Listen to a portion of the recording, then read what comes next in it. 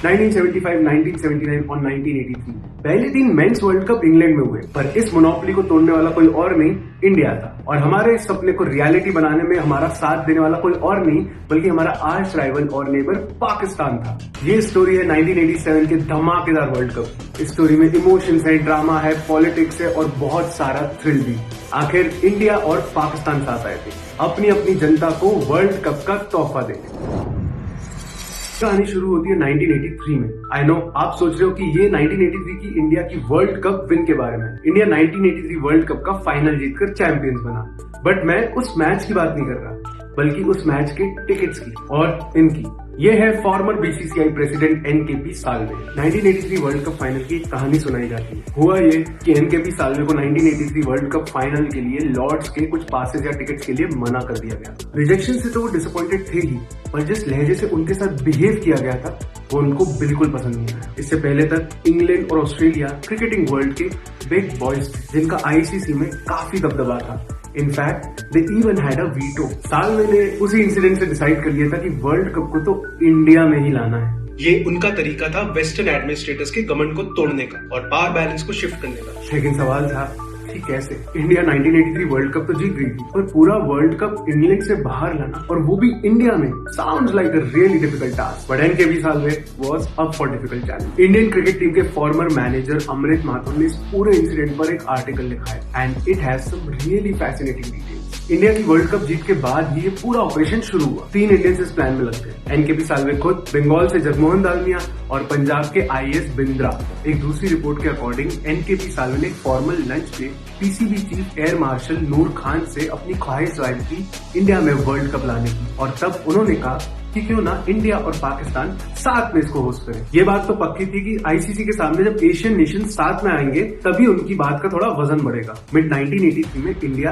पाकिस्तान और श्रीलंका के कुछ मेंबर्स मिले लाहौर की एक मीटिंग में, जहां पाकिस्तान के रिप्रेजेंटेटिव्स इस आइडिया को लेकर काफी एंथुसियास्टिक थे। श्रीलंका के लोगों को थोड़ा सा स्केप्टिसिज्म था फाइनेंशियल वायबिलिटी को लेकर, और उनके चीफ गामिनी दिसानायके ने ग्रुप तो ज्वाइन किया, लेकिन इसी शर्त पे कि श्रीलंका का इसमें कोई फाइनेंशियल स्टेक नहीं होगा। दालमिया ने फिर एक प्रपोजल रखा आईसीसी के सामने। It was met with objections from our old friends in London. पहला ऑब्जेक्शन था कि सब कॉन्टिनेंट में लाइट कंडीशंस इतनी सूटेबल है ही नहीं कि 60 ओवर्स के मैचेस हो। एशियन कंटिजेंट ने कहा लेट्स डू 50 ओवर्स, क्योंकि ऑलरेडी क्रिकेट में तब तक 60 ओवर से कम के मैचेस खेले जा चुके थे। इंग्लैंड तो जाहिर सी बात है अगेंस्ट थी, लेकिन ऑस्ट्रेलिया का मन थोड़ा ललचा जरूर रहा था, क्योंकि उन्हें प्रपोज किया गया था कि रोटेशन के बेसिस पे अगला वर्ल्ड कप यानी कि 1992 का ऑस्ट्रेलिया आएगा। India Pakistan joint management committee की फॉर्मेशन हुई, और क्योंकि एनकेपी साल्वे उस वक्त उस टीम में उम्र में सबसे बड़े थे और इंडिया में यूनियन मिनिस्टर भी थे, इसलिए नूर खान ने उनका नाम प्रपोज किया एज द प्रेसिडेंट। अब बात करते हैं वोट, क्योंकि जब तक वोट नहीं मिलता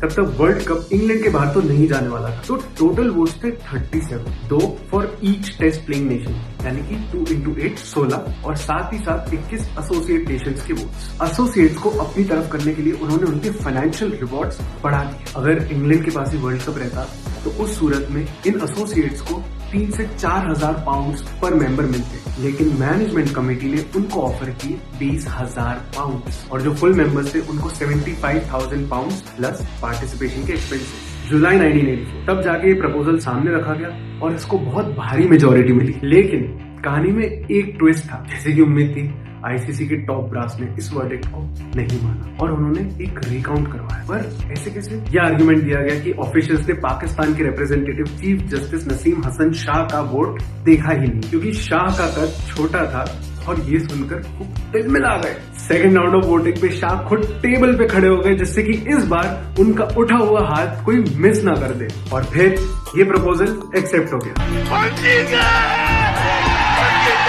ये तो तय हो गया था कि इस बार वर्ल्ड कप इंडिया और पाकिस्तान आने वाला है। लेकिन रुको, अभी बहुत कुछ होना बाकी है, एक एक करके बता। सबसे पहले फॉरेन एक्सचेंज। जो होस्ट थे उनको 1.6 मिलियन पाउंड की रकम पे करनी थी फॉरेन एक्सचेंज पे, लेकिन उस वक्त फॉरेन एक्सचेंज को लेकर गवर्नमेंट रेगुलेशन स्ट्रिक्ट थे, तो ये अमाउंट अरेंज कैसे की जाए? एनकेपी साल्वे और आईएएस बिंद्रा को एक लंदन बेस्ड इंडियन बिजनेसमैन मिला जो ये रकम देने के लिए तैयार था। लेकिन तब के प्राइम मिनिस्टर राजीव गांधी को थोड़ा कम जम रहा था कि इंडिया में हो रहे वर्ल्ड कप के लिए यूके बेस्ड बंदा फाइनेंशियली कॉन्ट्रीब्यूट कर। तो फिर राजीव गांधी ने तब के फाइनेंस मिनिस्टर वीपी सिंह को बोला कि ये फॉरेन एक्सचेंज वो बीसीसीआई को रिलीज करे। फिर आया मुद्दा ऑल्टरनेटिव टाइटल स्पॉन्सर का। काफी डिस्कशंस और नेगोशिएशंस के बाद धीरू भाई अंबानी को चुना। अंबानी की एक ही शर्त थी कि वर्ल्ड कप से ठीक पहले जो India versus Pakistan exhibition match होने वाला था, जो नेशनल टीवी पे भी ब्रॉडकास्ट होता, वो चाहते थे कि वो ठीक प्राइम मिनिस्टर के पास बैठे। रिलायंस का वर्ल्ड कप से जुड़ना जो उसके लिए वैल्यू एड लाता, उसका एक एग्जाम्पल देता। इंडिया टुडे के अकॉर्डिंग तब रिलायंस टेक्सटाइल्स के तब के एग्जीक्यूटिव डायरेक्टर अनिल अंबानी से जब किसी ने वर्ल्ड कप के बारे में पूछा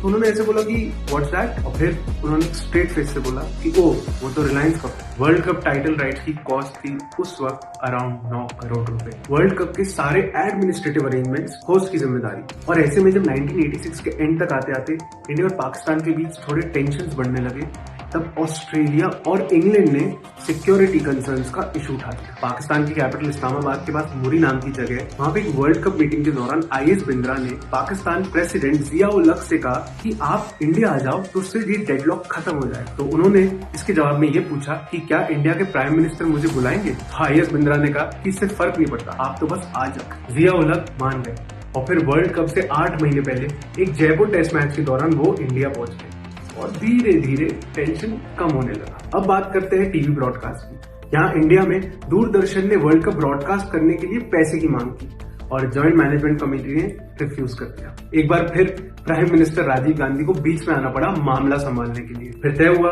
कि दूरदर्शन इंडिया में मैचेस कवर करेगा और पाकिस्तान में पीटीवी, और दूरदर्शन प्रोडक्शन के सारे खर्चे उठाएगा, ऑर्गेनाइजर्स को कोई फीस नहीं देगा और एड रेवेन्यू ऑर्गेनाइजर्स के साथ शेयर करेगा। बीबीसी के एक एक्सपर्ट कीथ मैकेंजी को भी हायर किया गया to head the production and supervise the technical staff. ये सब हुआ, ये सब इंडिया और पाकिस्तान ने साथ में मिलकर ओवरकम किया, जिससे जाके हमारे घर पे वर्ल्ड कप हो सके। इस वर्ल्ड कप से गेम का पावर बैलेंस तो शिफ्ट हुआ ही, इसकी वजह से क्रिकेट ने पूरी तरह से 50 ओवर फॉर्मेट को भी अपनाया और 1992 में रोटेशनल बेसिस पे वर्ल्ड कप फिर ऑस्ट्रेलिया और न्यूजीलैंड गया। तो अगले साल 2023 में जब वर्ल्ड कप पूरी तरह से पहली बार हमारे घर यानी इंडिया में होगा, तब शायद आपको याद आए कि कैसे वेस्टर्न एडमिनिस्ट्रेटर्स की एरोगेंस से ये सिलसिला शुरू हुआ और कैसे इंडिया और पाकिस्तान की शान बढ़ाने के लिए दोनों देश साथ आए।